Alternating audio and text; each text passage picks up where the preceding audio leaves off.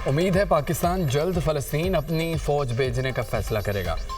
मंसूबे के तहत फ़लस्तीन में अमन फ़ौज तैनात होगी। इंडोनेशिया ने 20,000 फौजी फ़लस्तीन भेजने की पेशकश की है। पाकिस्तान फ़लस्तीन से इसराइल की मुकम्मल इनखला के लिए पुरज़म है। गज़ा अमन मंसूबे का फ़लस्तीन अथॉरिटी ने खैर मकदम किया है। यकीन दिलाया गया हमास भी मुआहदा कबूल करेगा। मुझे नहीं लगता हमास मुआहदे की मुखालफत करेगा। नायब वज़ीर आज़म इसहाक डार की न्यूज़ कॉन्फ्रेंस कहा कि पाकिस्तान समेत 8 मुल्कों ने मुआहदे का खैर मकदम किया। ट्रंप से मुलाकात का मकसद था जंग को कैसे रोका जाए। गज़ा में लोग अब भी भूख से मर रहे हैं। अगर कोई अच्छा काम हुआ तो उसको मुतनाज़ा न बनाया जाए। पाकिस्तान में इस बात पर कुछ लोग सियासत कर रहे हैं। सियासत करने वाले क्या चाहते हैं? फ़लस्तीन में लोग मरते रहें।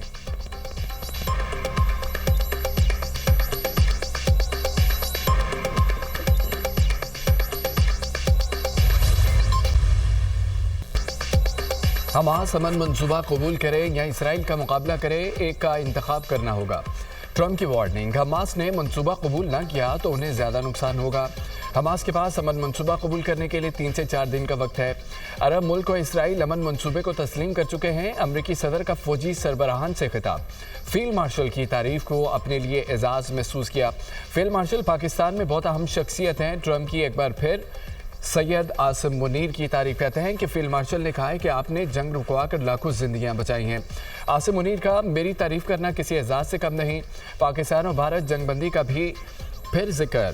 पाकिस्तान और भारत 2 बड़ी एटमी ताकतें हैं। एटमी कुव्वतों के दरमियान जंगबंदी सबसे बड़ा वाक़या था।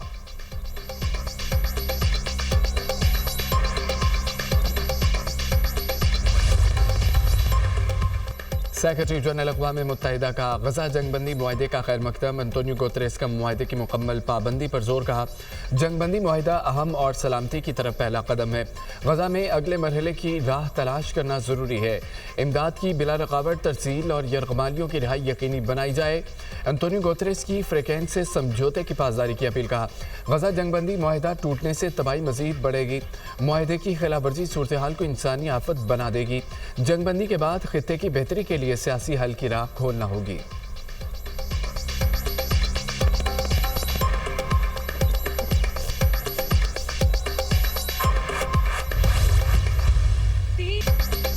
दूसरे सूबों ने पंजाब के सलाह पर सियासत की, जिस पर दुख हुआ। जिन सूबों में आवाम को सहूलियात मुयसर नहीं वो हुक्मरानों से सवाल करें। बयानिया की सियासत ने पाकिस्तान को तबाही के दहाने पर ला खड़ा किया। जिन्हें सड़कें और सस्ती रोटी न मिले वो हुक्मरान से सवाल करे। सलाह मुतासरीन की बहाली का काम कर रहे हैं। हमें किसी के सामने कशकोल फैलाने की ज़रूरत नहीं। हुक्मरान का काम ठंडे दफातर में बैठना नहीं, इसे तकलीफ के वक्त अवाम में होना चाहिए। वज़ीर आला पंजाब मरियम नवाज़ का तकरीब से खिताब। कहा जलाओ घेराव करने वाले मुल्क व कौम के खैर ख्वाह नहीं। मुश्किल वक्त में कई लोग छुप गए और नवाज शरीफ का साथ ना दिया। बेटी होने के नाते मुश्किलात में वालिद का साथ दिया। मुझे 2 बार बगैर कसूर जेल जाना पड़ा। होनहार स्कॉलरशिप और लैपटॉप तकसीम करने की तकरीब। मरियम नवाज़ का तलबा के लिए स्कॉलरशिप्स को 80,000 तक ले जाने का अज़म।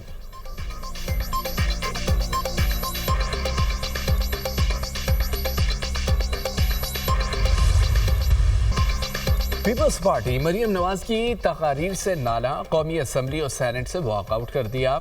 सैयद नवीद कमर ने कहा है कि पिछले कुछ दिनों में जो बयानात आए वो मुनासिब नहीं है।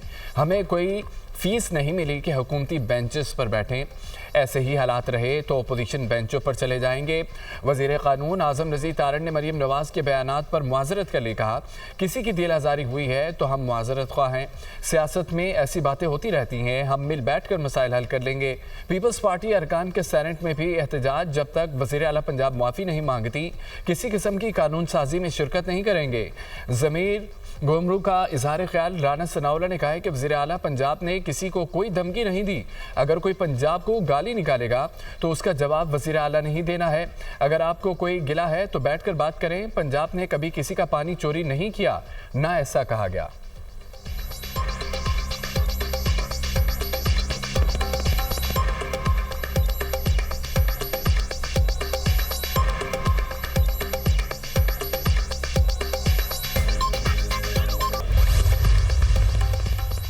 पीपी तर्जमान गंदम और सैलाब पर सियासत करेंगे तो जवाब भी मिलेगा। सीनियर वजीर पंजाब मरीम औरंगजेब का पीपी रहनुमाओं की वज़ीर आला पंजाब पर तनकीद का जवाब। कहा, पीपी तर्जमानों ने बिला जवाब तनकीद की तो जवाब सुनने का हौसला भी रखें। सैलाब और गंदम पर सियासत पीपल्स पार्टी के तर्जमानों ने शुरू की। नून लीग के किसी तर्जमान ने कभी किसी सूबे की तरक्की पर सियासी बयानबाजी नहीं की। राय देने, निशानदेही करने और सियासत करने में फ़र्क होता है। मरीम नवाज का मैंडेट है वो पंजाब के अवाम की आवाज़ बने, उनके हक़ का दिफा करें। बिलावल भुट्टो चेयरमैन सेनेट नबील गबोल ने मरीम नवाज की काविशों का एतराफ़ किया।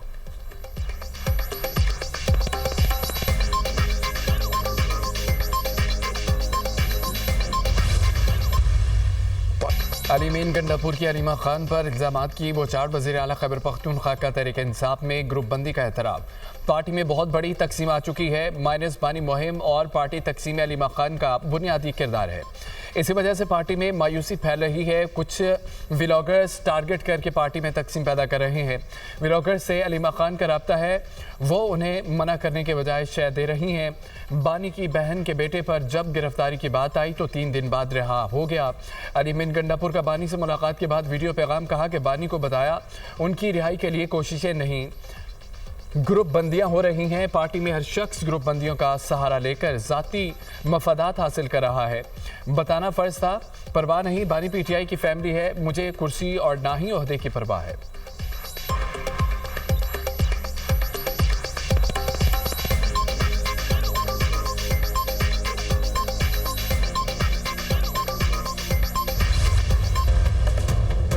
हुकूमत का आवाम को महंगाई का झटका। पेट्रोल 4 रुपये 7 पैसे महंगा फी लीटर, 268 रुपये 68 पैसे मुकर्रर। हाई स्पीड डीजल की कीमत 4 रुपये 4 पैसे बढ़ गई।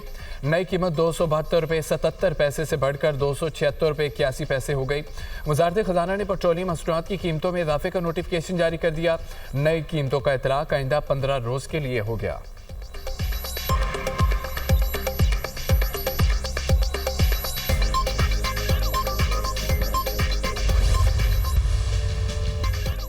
कराची के मुख्तलिफ इलाकों में मूसलाधार बारिश, नशेबी इलाके ज़ेर आब आ गए। गुलशन इकबाल, हसन स्क्वायर, नाजिमाबाद में बादल खूब बरसे। शरफ फैसल, नर्सरी, यूनिवर्सिटी रोड, सदर, कालापुल, गुलशन इकबाल में बारिश का पानी जमा। मोटरसाइकिलें बंद। शहर में ट्रैफिक का निज़ाम दरम बरम। मुख्तलिफ शाहराहों पर बदतरीन ट्रैफिक जाम रहा। गाड़ियों की मीलों लंबी कतारें लग गईं। बारिश के बायस 300 से ज़ायद फीडर स्ट्रिप। मुख्तलिफ इलाकों में बिजली बंद। कराची एयरपोर्ट पर फ्लाइट ऑपरेशन मुतासिर, मुतअद्दिद परवाज़ें मनसूख। तमाम इदारे बारिश के दौरान मुकम्मल मुतहरिक रहें। निकासियाब के निज़ाम को मुअस्सर और फ़ाल रखा जाए। वज़ीर आला सिंध की हिदायत। हैदराबाद शहर के मुख्तलिफ इलाकों में भी बादल बरस पड़े। नवाबशाह और गिरदोनवा में आंधी और बारिश, गर्मी की शिद्दत में कमी।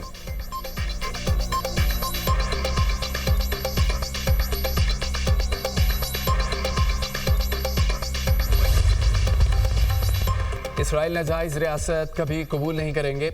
मौलाना फजल रहमान का ऐलान। मीडिया से गुफ्तगू में कहा है कि इस वक्त सबसे अहम इशू पूरी दुनिया में मसला फ़लस्तीन है। जब तक तनाज़ा पर खुद फ़लस्तीनी फ़ैसला न करें, ज़बरदस्ती फ़ैसला मुसल्लत नहीं कर सकते। 2 रियासती हल को थोपा नहीं जा सकता। इसराइल फ़लस्तीन और फ़लस्तीनी इसराइल को कबूल नहीं कर रहे। अमेरिका इंतहा पसंदी और डंडे वाली सियासत न करे। अमेरिका ने असल फरीक हमास को ला ताल्लुक़ किया हुआ है। उनके बगैर मसला फ़लस्तीन हल नहीं हो सकता।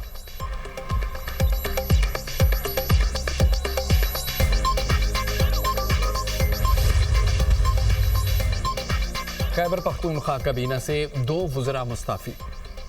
सूबाई वज़ीर तालीम फैसल खान तुर्की अपनी वजारत से मुस्ताफ़ी।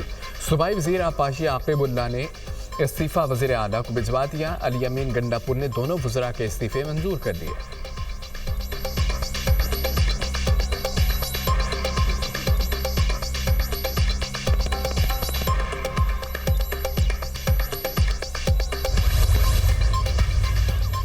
फिलिपाइन में 6.9 शिद्दत के ज़लज़ले ने तबाही मचा दी।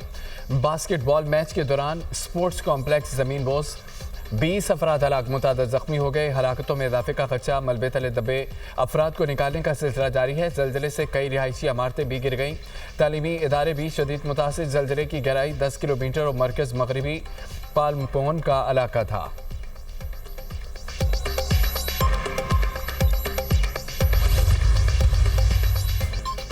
ट्रंप का गजा जंग मनसूबा बेअसर, इसराइल के हमले जारी। इसराइली फोर्सेस की गजा शहर में शदीद गोलाबारी, 24 घंटों में मजीद 42 फलस्तीनी शहीद, दर्जनों जख्मी हो गए। शुहदा में इमदाद के मुंतजर 5 फलस्तीनी भी शामिल।